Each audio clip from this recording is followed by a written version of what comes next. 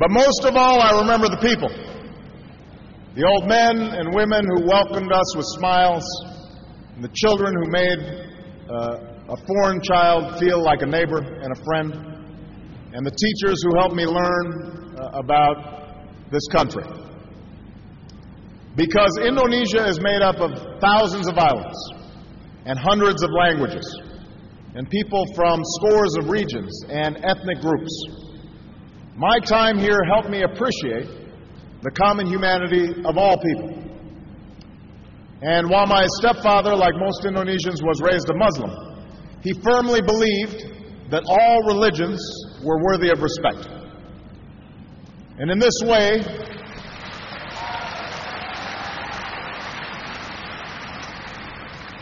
he reflected the spirit of religious tolerance that is enshrined in Indonesia's constitution and that remains one of this country's defining and inspiring characteristics.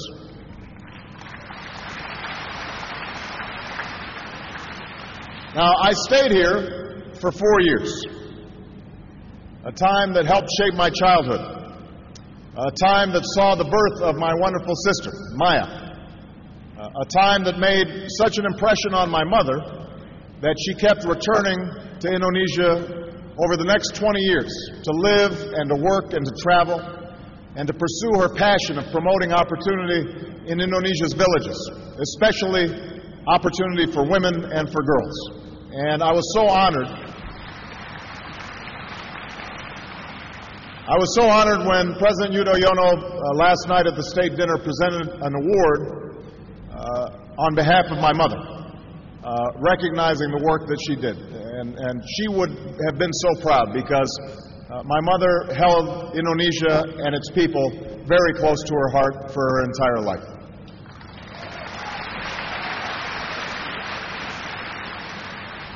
Now, so much has changed in the 4 decades since I boarded a plane to move back to Hawaii. If you ask me or any of my schoolmates who knew me back then, I don't think any of us could have anticipated that one day I would come back to Jakarta as the President of the United States.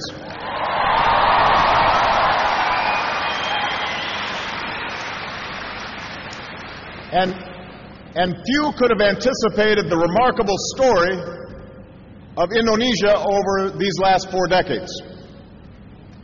The Jakarta that I once knew has grown into a teeming city of nearly 10 million, with skyscrapers that dwarf the Hotel Indonesia, and thriving centers of culture and of commerce.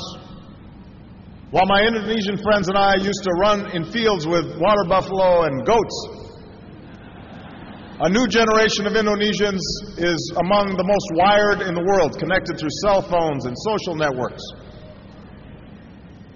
And while Indonesia, as a young nation, focused inward, a growing Indonesia now plays a key role in the Asia-Pacific and in the global economy.